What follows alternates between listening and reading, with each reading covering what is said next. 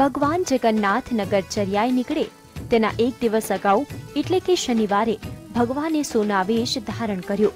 માત્ર ભગવાન જગન્નાથ નહીં, બહેન સુભદ્રા અને બલભદ્રજીને પણ સોનાવેશ ધારણ કરાવવામાં આવ્યો હતો। ભગવાનનું સ્વરૂપ અત્યંત મનોહર લાગતું હતું।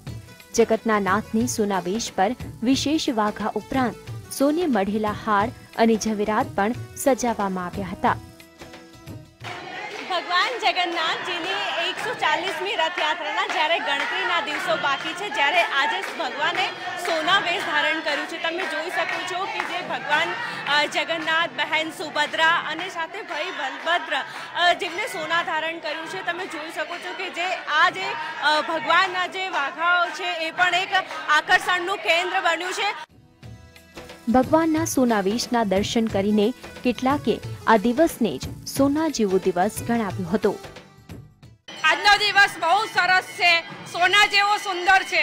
આજે સોનાના વાઘા ધારણ કરેલા છે અને તેમાં તેઓ ખૂબ જ સુંદર લાગે છે। તેમની સાથે ભાઈ બલરામ અને બહેન સુભદ્રા પણ સુંદર શોભી રહ્યા છે। દર સાલ ભગવાનના દર્શન માટે આવું છું। હું રહું છું યુએસએ, પણ દર સાલ મારી ભગવાનની મહેરબાનીથી દર્શન થાય છે મારા ગુરુજીને। વર્ષો ઉલ્લાસ તેમજ આ માહોલ જોઈને બહુ જ આનંદ વ્યક્ત થાય છે। પ્રભુની દરેક વખતે અમે મૂર્તિના તો દર્શન કરીએ જ છીએ, પરંતુ આ રીતના દર્શન એ પણ એક લાવો જ છે। રથયાત્રામાં નાથ નગરચર્યાએ નીકળે તે પહેલા મંદિર પર જ મોટી સંખ્યામાં ભક્તો ઉમટી પડતા હોય છે। ત્યારે ઘણા શ્રદ્ધાળુઓએ દર વર્ષની જેમ રથયાત્રાના એક દિવસ અગાઉ સોનાવેશના દર્શન કરીને ધન્યતા અનુભવી હતી। એની રથયાત્રામાં પબ્લિક જાજી હોય એટલે અમે આવી શકતો નહીં, પણ આગલા દિવસે કાયમ માટે અમે ભગવાનના મંદિરમાં દર્શન કરવા આવીએ છીએ। જગન્નાથપુરી જઈએ તો ભગવાનનું દર્શન આપણે ના કરી શકીએ, પણ અહીંયા સાક્ષાત ભગવાન બિરાજમાન છે, આપણને દર્શન થાય છે। જે જગન્નાથપુરીની અંદર જઈને આપણને દર્શનની અનુભૂતિ થાય એવી જ અનુભૂતિ આપણે અહીંયા અમદાવાદમાં બેસીને કરી શકીએ છીએ।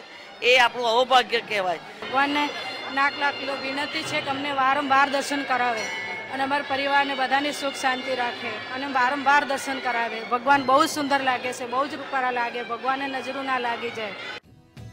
ભગવાનને સોનાવેશ ધારણ કરાવવાનું મહત્વ માત્ર અમદાવાદના જગન્નાથ મંદિર જ નહીં, પરંતુ પુરીના જગન્નાથ મંદિરમાં રહેલું છે। તો ભગવાનના સોનાવેશના દર્શનનું મહત્વ દરેક ભક્ત માટે પણ અનેરું છે। સોનાવેશના દર્શન કરવાથી એમ કહેવાય છે કે આપણા જીવનમાં સુવર્ણકાળ ની શરૂઆત થાય અને ભગવાનના આશીર્વાદની પ્રાપ્તિ થતી હોય છે। સોનાવેશ માટે કહીએ એટલું ઓછું છે। આ દર્શન કરવાથી અનેક જન્મો જન્મના પાપોનો નાશ થતો હોય છે। રથયાત્રાના ઉત્સવમાં ગજવેશ, નેત્રોત્સવ વિધિ, સોનાવેશ સહિતની ઉજવણી બાદ જગતનું નાથ નગરચર્યાએ નીકળે છે। ત્યારે હવે સૌ કોઈ ભગવાનની પોતાની શેરીઓમાં પધરામણીની રાહ જોઈ રહ્યા છે। કેમેરામેન મીત ભટ્ટ સાથે મોનિકા આહિર, GSTV, અમદાવાદ।